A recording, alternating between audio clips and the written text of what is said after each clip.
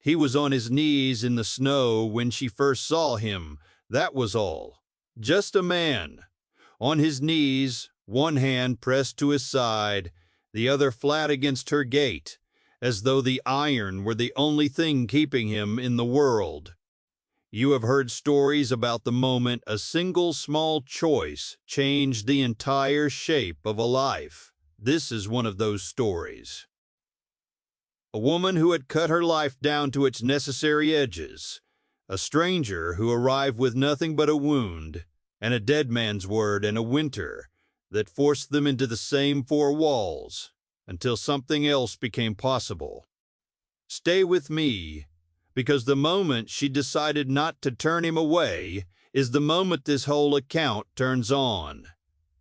By the way, wherever in the world you're watching from right now, let me know in the comments.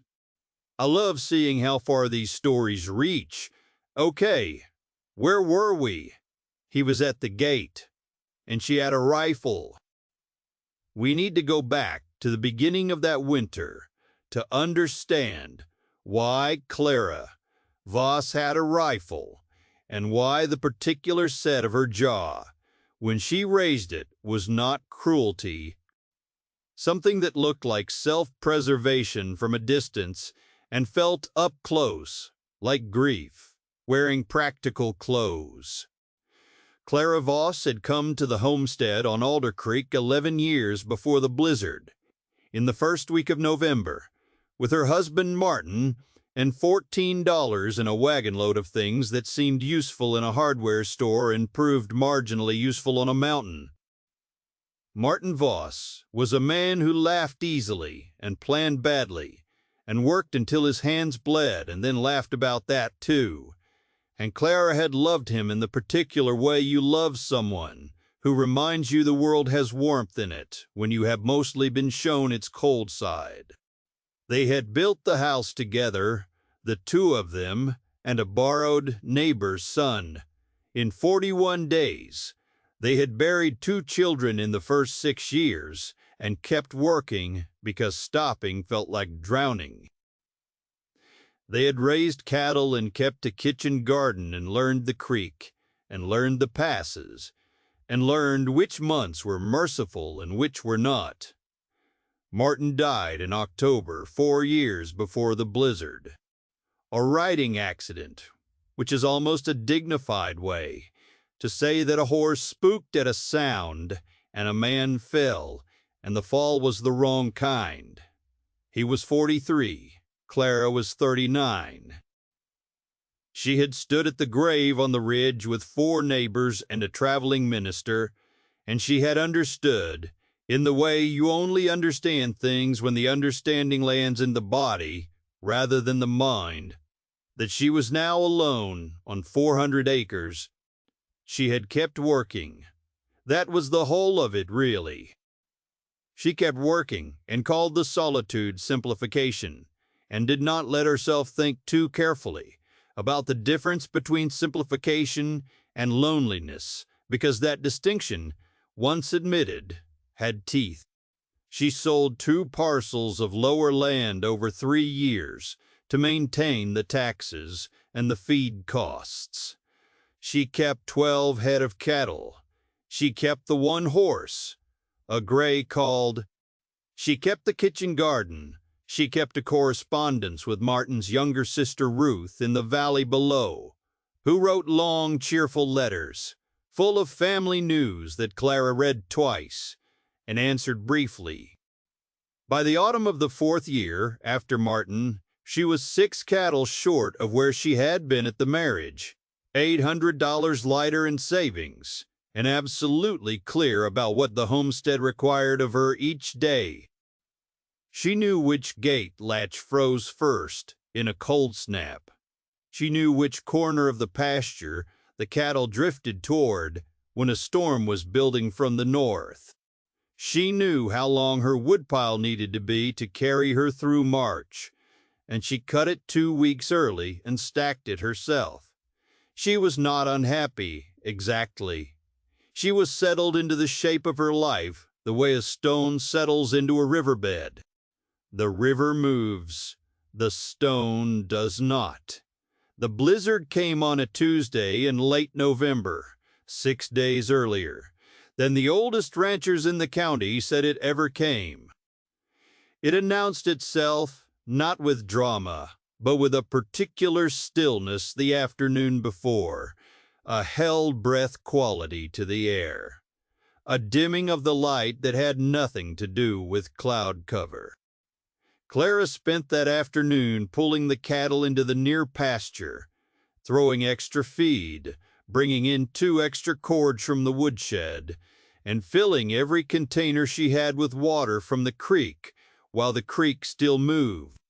She latched everything that latched. By midnight, the wind was loud enough to be heard through the log walls. By 4 in the morning, the snow was horizontal. She heard the sound at the gate just after first light, which in that storm meant a gray murk barely distinguishable from full dark. She heard it because she was already at the window, watching the snow for the shape of her cattle.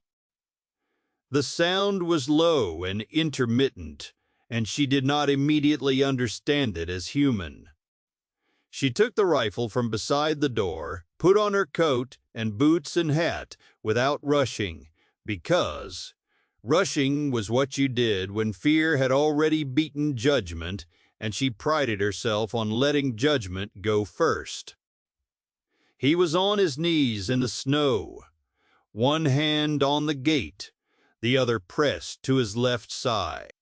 He was a tall man, or had been before, whatever had happened to him, and he was wearing clothes that were good clothes once, and were now soaked and dark one sleeve, torn in a way that suggested.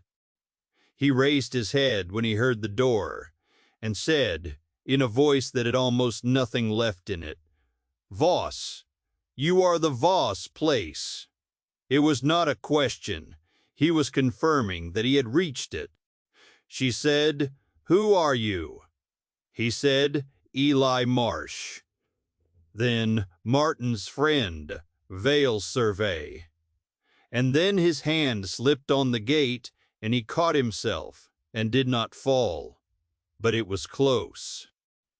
Martin had surveyed the northern high country for 3 summers before they married, and had spoken of those summers with the particular fondness of someone who had been briefly young in a beautiful place and known it while it was happening. He had mentioned more than once a man named Marsh who read Latin for entertainment and could navigate by stars with the accuracy of a printed map. Clara had never met this man. She had pictured him vaguely as someone marked by altitude and silence, and a certain calibration of what mattered. She opened the gate. She did not put down the rifle, not immediately, but she opened it and said, "Can you walk?" And he said, "Some," and she let him use her shoulder as far as the door. He sat down on the floor just inside because he could not reach the chair, and she put the rifle against the wall and looked at the wound. It was a knife wound, long and deep along his left side, 3 days old at minimum, and badly tended. She did not ask immediately how it came to be there. She asked for the information she needed first, whether he was running a fever, when he had last eaten, whether the bleeding was still active. The answers were yes 2 days ago, and yes, and those answers told her what the next several hours required. She built the fire up. She heated water.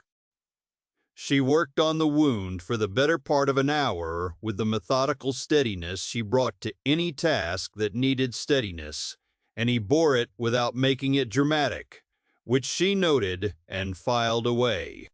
He passed in and out of something that was not quite consciousness.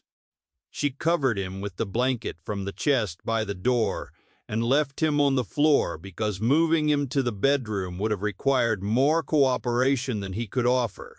She went to feed the cattle in the blizzard. She came back, and he was still breathing. She made broth and got most of it into him. She sat in Martin's chair with the rifle across her knees and listened to the storm and to this stranger's difficult breathing, and did not sleep, but rested in the way you can rest when you have made a decision. By nightfall of the first day, he was feverish enough to speak without knowing he was speaking. She heard the name Martin twice. She heard a place name she didn't recognize. She sat through all of it because there was nowhere else to be, and because the blizzard outside made sitting still feel less like choice and more like nature's own instruction. On the second day he was clearer.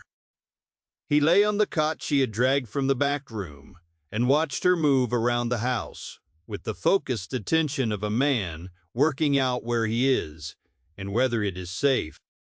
She brought bread and broth and sat at the table with her own coffee and waited, because she had learned that waiting was usually more productive than asking. He said the letter. She had dried his coat by the fire. She checked the inner pocket and found a rectangle of oilcloth. Folded inside was an envelope, barely damaged. She brought it to him, but he shook his head. "For you," he said. Martin left it with a lawyer in Holloway 3 years ago. The lawyer closed her practice last spring. I was the man designated to carry it if she could not. She looked at the envelope for a long time before she opened it. Martin's handwriting on the front. Her name. She took it to the window and opened it there, alone in the gray stormlight. The letter was 3 pages. Martin's handwriting was large and looping and somewhat impatient, the handwriting of a man whose thoughts moved faster than his hand. The first page was simply Martin, being Martin, warm and slightly reckless, and very clear about what he loved. She read it twice. The second page was the practical part. He had known something was likely to happen to him before she expected it. Known it, the way you sometimes know things you cannot explain. He had asked Eli Marsh to carry this letter if circumstances required it, because Marsh was the most reliable man he knew, and because he trusted Marsh to find a way to be useful without making Clara feel as though usefulness were charity. The third page was the instruction, such as it was. He asked nothing dramatic. He asked only that she read the letter, give Marsh a fair chance, and remember that things which belong together have a way of finding each other, if the conditions are right. He said she was not obligated to anything but her own good judgment, which he trusted completely. There was something at the bottom of the third page, a line set apart and underlined. She read it and stood at the window with it for a long moment. Then she folded the letter, put it in her apron pocket, and went back to her coffee. She told Marsh he was welcome to stay until the wound healed and the storm broke. She said it plainly, looking at the far wall rather than at him, because looking at the wall made it easier to keep her voice even.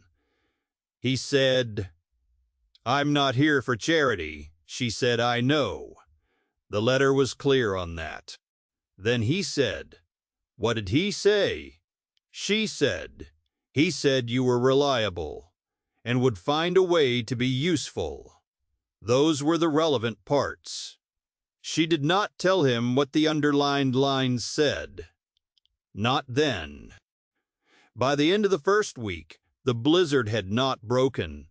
It had paused twice, each time for less than a day, and resumed with something that felt personal. Marsh was on his feet by day 4. He was careful about it, which she respected. He didn't push past what his body would allow, and he didn't pretend to capabilities he didn't have yet. On day 4, he managed the walk to the barn and back. On day 5, he helped her break the ice on the cattle troughs, a two-person task she had been doing alone by the expedient of sheer stubbornness, and his help made it 20 minutes shorter.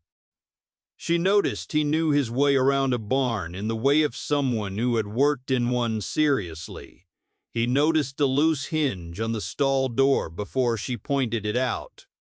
He noticed the way the youngest heifer was holding her left rear leg and said, "That's a stone bruise, most likely." When Clara checked, it was a stone bruise, exactly where he had indicated, not by a great deal. She was not in the habit of large adjustments based on small evidence, but she adjusted it. The evenings were the revealing part, as evenings in confined spaces generally are. The first several evenings the silence was guarded, purposeful. They spoke when speaking was necessary, and otherwise occupied themselves. She mended harness, he sharpened tools. The tools were sharp already, but there were always more tools, and the work kept his hands busy, which she understood to be important to him.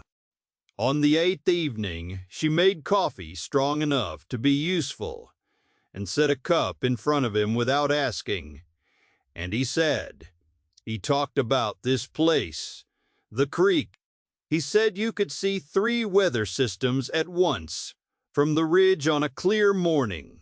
She said 4, on a very clear morning. He turned the cup in his hands. He said, "I'm sorry, about Martin." Another silence, but a different kind, softer at the edges. She said he mentioned a man who read Latin. He looked up. He said Virgil mostly, and Seneca when things were difficult. She said, "What does Seneca say about blizzards?" He thought he said roughly that the storm does not ask permission, and neither does what comes after it. She said, "That sounds invented." He said, "Most of the useful things do." She was quiet for a moment. Then she said, "What was the wound?" He looked at the fire. He said, "A disagreement about a property claim. 3 men who believed a boundary line was wherever they said it was." He said it in the clipped way of someone who has reduced something painful to its functional minimum, and she recognized that reduction because it was a technique she used herself. She said, "You are alone." She nodded and did not pursue it. She had the answer she needed, which was not about the knife, but about the shape of the life he had been living, and whether that shape bore any resemblance to the shape she recognized. That was the difficulty in the thing. By the 3rd week, the storm had become simply winter. The snow was 3 feet deep in the yard, and the creek was locked solid, and the cattle required twice the normal attention. Clara and Marsh had settled into a working rhythm that was, she admitted to herself, in the way she admitted things, remarkably efficient. He took the morning feeding, she took the evening. They split the heavier tasks by a logic they had never articulated, but that had formed itself out of 10 days of observation, each person gravitating toward the work where their competence was greatest. It did not feel like a negotiation. It felt like water finding level. He had begun in the evenings to teach her certain things she hadn't known, not by announcing lessons. He had simply noticed one evening that the harness she was mending would hold for a season, but not for 3, and had said, "Do you want a different way?" And she had said, "Show me." And he had. After that, they found other small exchanges of competence, no quality of condescension in any of them, because he offered and she accepted, or declined, on the merits, and he didn't press either way. She showed him how to read the weather from the ridge. when the light was right. He showed her a knot that held under load in ways the standard knot didn't. She showed him the second water source that didn't freeze until January was half over. He showed her a splinting technique the survey doctors had used in the high country. She was aware that these exchanges were building something. She was precise enough in her thinking to know what they were building. She was not ready to call it anything yet. The letter from Ruth arrived on a supply run she made into town when a break in the weather held for a day and a half. She made the round trip in 10 hours and came back with flour and salt and 2 letters. One was from Ruth. The other was from a man named Raymond Calder. She had heard of Calder by reputation and not favorably. He was a land speculator from the county seat who operated in the gray area between business practice and extortion, identifying properties under stress, manufacturing evidence of that stress, and making offers structured to look like rescue and function like acquisition. 3 ranches in the valley below had passed through his hands in 7 years. The letter was brief and cordial. He had become aware, he wrote, of questions around her property's eastern boundary, arising from a survey discrepancy his office had brought to the county recorder's attention. He wished to discuss arrangements mutually beneficial to both parties. She read it 3 times, folded it, and sat with it. The eastern boundary question had been raised before, when she sold the lower parcels 3 years ago, and a survey at that time had resulted in her favor by 22 feet. The resolution was recorded. The documentation existed. She was not worried about the legal merits.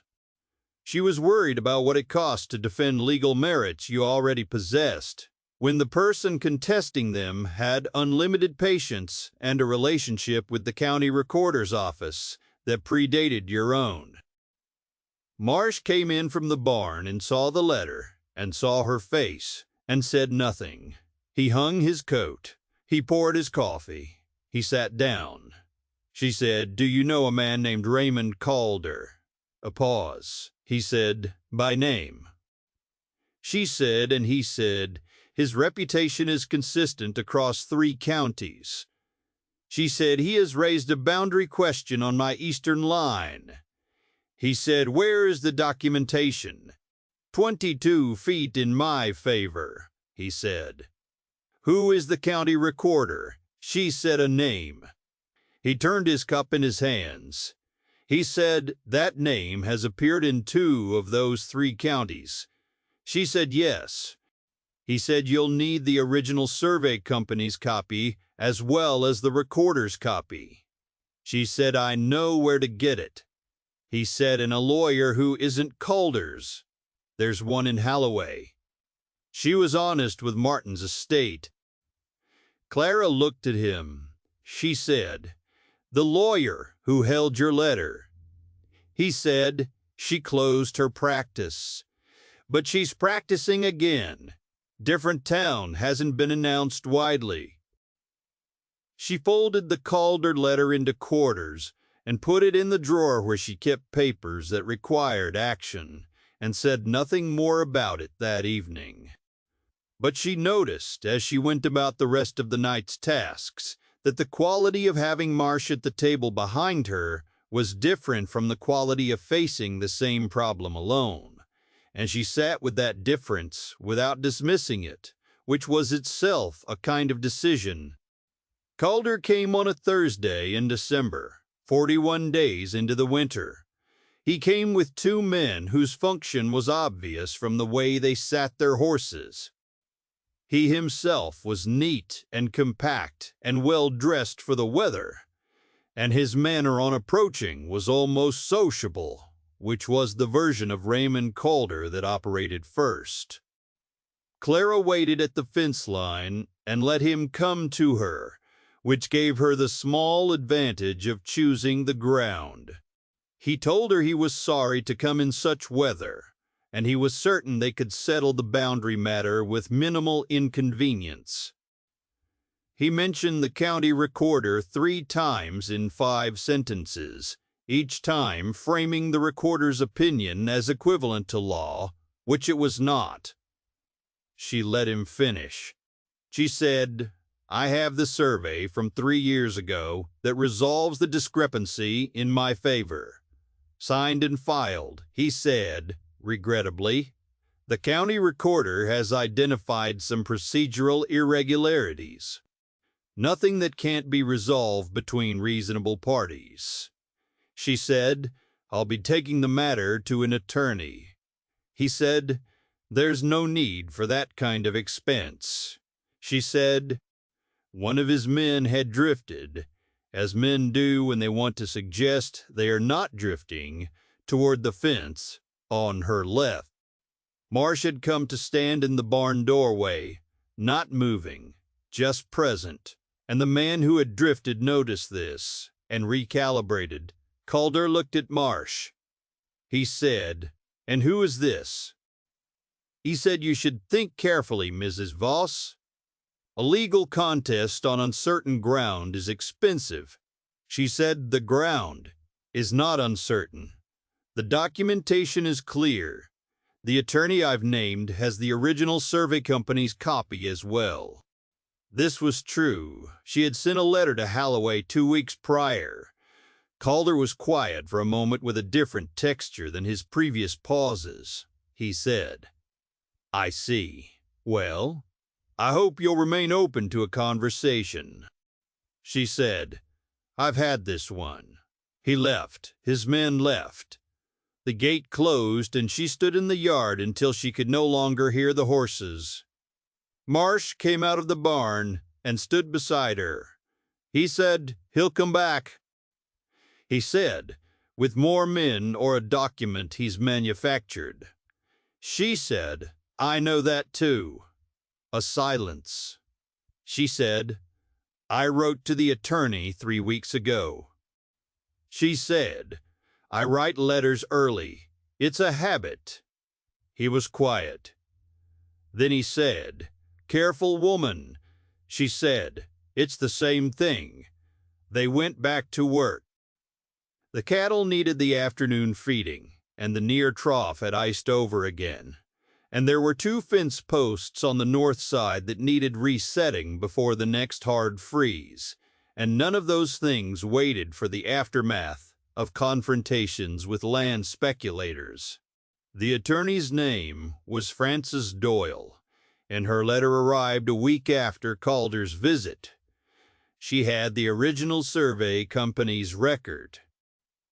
The county recorder's claimed irregularity was procedural rather than substantive, and would not survive a formal challenge. She was prepared to file the necessary response on receipt of the agreed fee and a power of attorney, both of which Clara sent by return post the same day. Frances Doyle added a postscript in different ink as though she had returned to the letter. I knew Martin Voss slightly through the survey work. He was a man who planned further ahead than people gave him credit for. "The eastern boundary will hold." Clara read the postscript twice. She put the letter in the drawer. She sat at the table that evening for a long time after the fire burned low. Marsh was across from her, reading, which he did most evenings, from a small stack of books he had been carrying in his pack. She watched the fire and thought about what she was actually thinking about, which was not the boundary dispute and not the attorney's letter, but the underlined line at the bottom of the 3rd page of Martin's letter. Martin had written, underlined, "He does not know the second reason I sent him. I thought you might figure it out before he does. You were always better at that kind of arithmetic." She had figured it out on roughly day 10. She had been sitting with it since then, turning it, checking her work the way you check arithmetic you think might be right, but need to be certain of. She was certain now had been for some days. The question was whether certainty was the same as readiness, and she was honest enough to admit it was not quite yet, though the distance between the two had been narrowing. The fire settled. Outside, the wind was low. The silence in the room had changed from the silence of the first week. In the first week, it had been the silence of two people monitoring each other. Now it was the silence of two people who had let the monitoring lapse, not out of carelessness, but out of accumulated small evidence that it was no longer required. That was a kind of trust, built not by declaration, but by the ordinary texture of days. She said, "Martin thought you didn't know the second reason he sent you." Marsh looked up from his book. He was very still. He said, "No." She said, "Do you?" A pause. He said, "I've thought about it." She said, "What did you conclude?" He looked at the fire. He said that Martin was a man who planned further ahead than people gave him credit for. He said it's the exact fact, a silence that was neither guarded nor soft, but something more careful than both. She said, "I'm not asking out of obligation. The letter doesn't put me under any obligation, and I am not someone who acts from obligation when there's a choice." He said, "I know." She said, "There would be practical considerations, legal ones." He said, She said, "The boundary dispute makes the timing strange." He said, "The boundary dispute will be resolved. The documentation holds." She said, "Calder will come back with more men or a manufactured document." He said, "And we will have more allies than he's accounting for by that point." She said, "We." He said it again, quietly. "We." She looked at him. He looked back and did not look away. And the not looking away was the thing she had been waiting for. She realized, without having known she was waiting for it. Not a declaration, not a performed sentiment. Just a man who looked at what he meant and did not flinch from it. She said, "It would have to be done properly. A formal matter, before the county dispute is settled, so that the record is clear and the protections apply from the beginning." He said, "I know how to do that.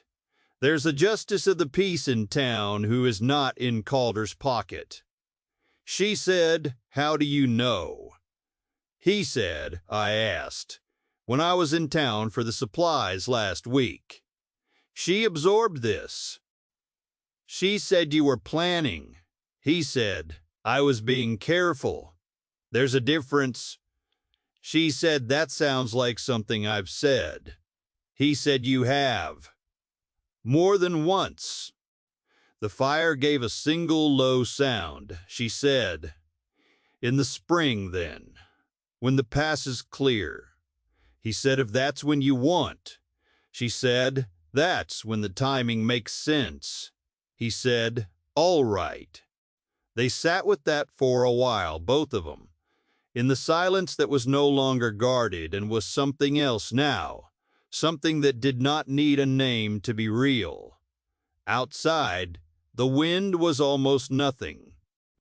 The ridge was invisible in the dark, but she knew exactly where it was, had always known exactly where it was. 400 acres of knowledge accumulated over 11 years, and sitting in the knowledge of it now with this man across the fire, felt like the difference between a map you read. Calder came back on a Saturday 12 days later, on a gray morning that was cold, without any wind. He came with 4 men this time, and he had a document. Clara was at the gate when he arrived. Marsh was beside her. Calder presented the document as though its existence settled something. It was a claim from the county recorder's office asserting a procedural failure in the original survey filing, which created, the document suggested, a disputed status for the eastern boundary requiring resolution through the recorder's office.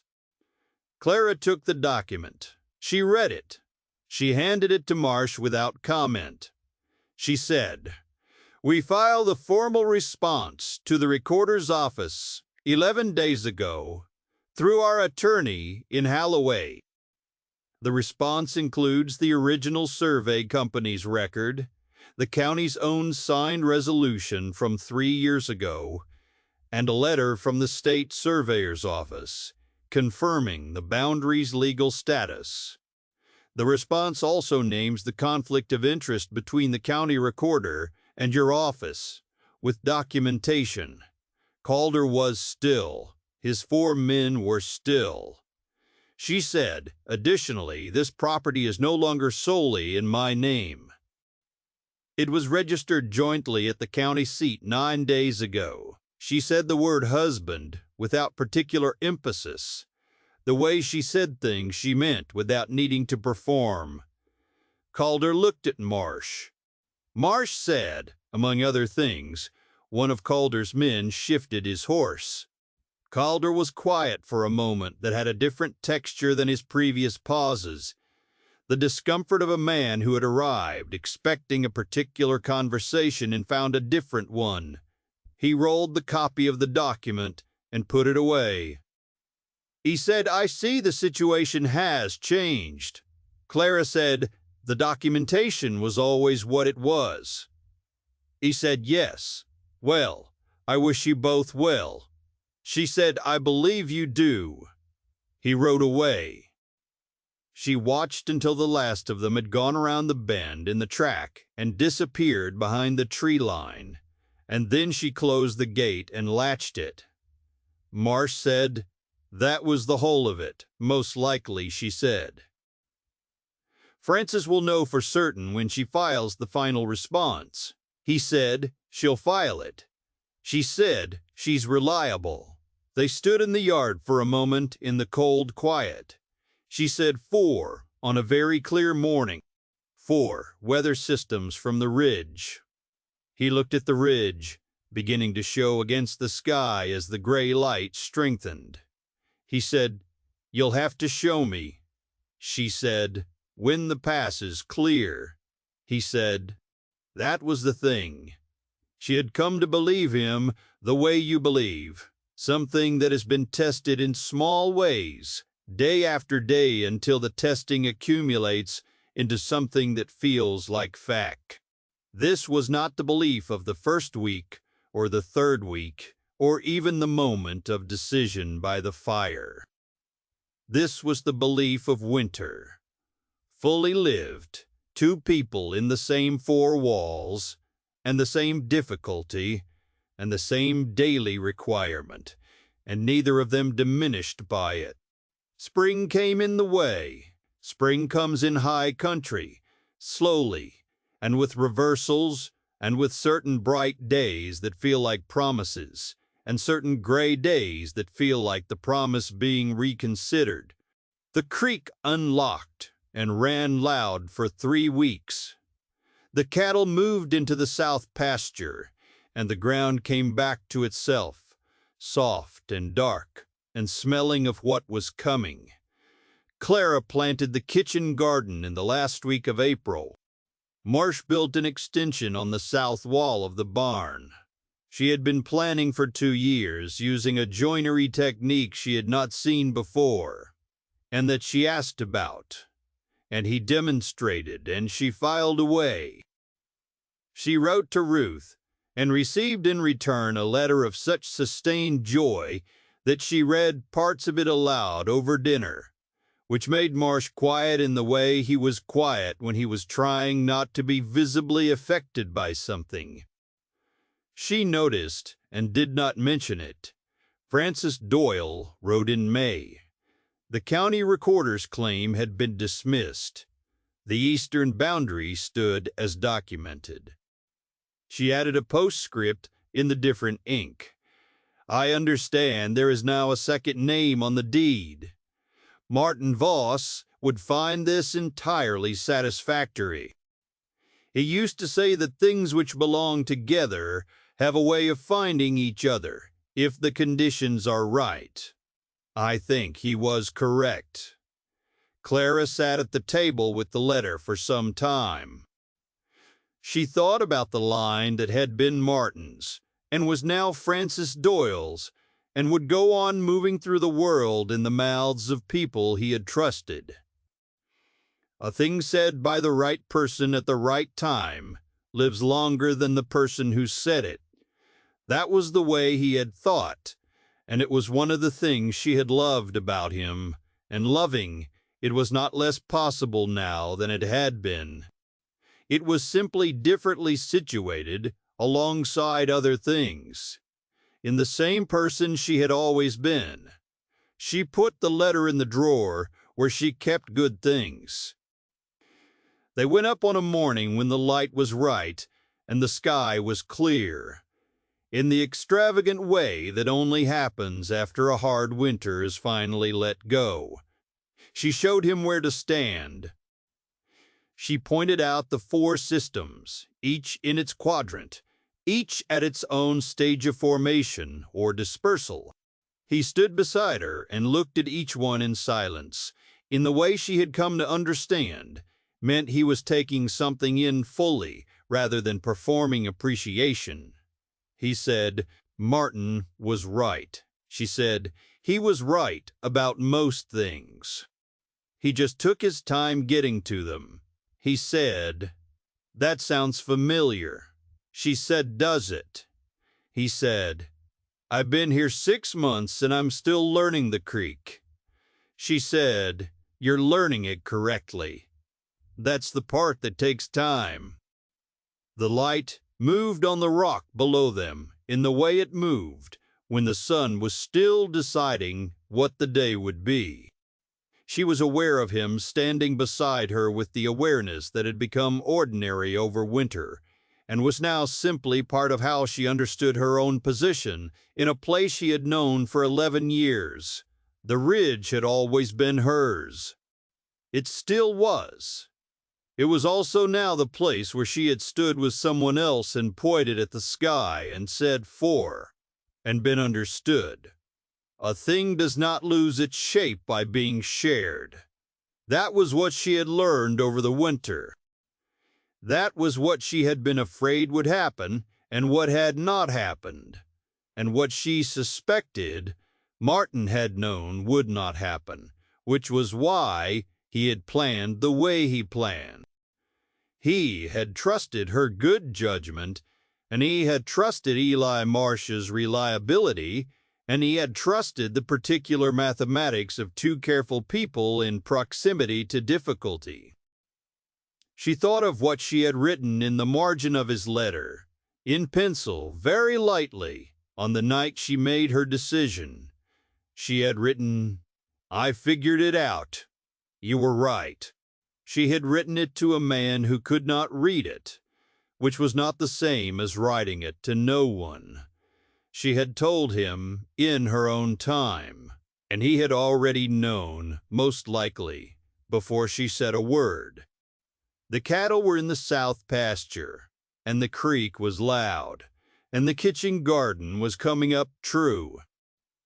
There were 11 years of knowing, in the soil and the gates and the ridge, and there was now a second set of hands, learning it alongside hers.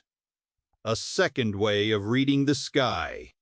A second presence in the kitchen in the mornings, which turned out to be a thing she had missed, without knowing she was missing it. She had once called her solitude simplification. She knew better now. Simplification was what you called the narrowing of a life, when you were not ready to call it by its right name. The right name was waiting, though she had not known she was doing it.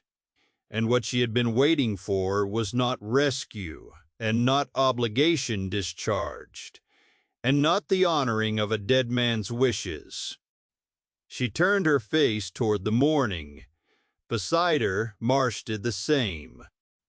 The four weather systems moved in their slow, separate courses above the valley and the ridge, and the 400 acres of Alder Creek and the light found the rock and the grass and the dark line of the creek below, and everything that had a name in that landscape was known to her.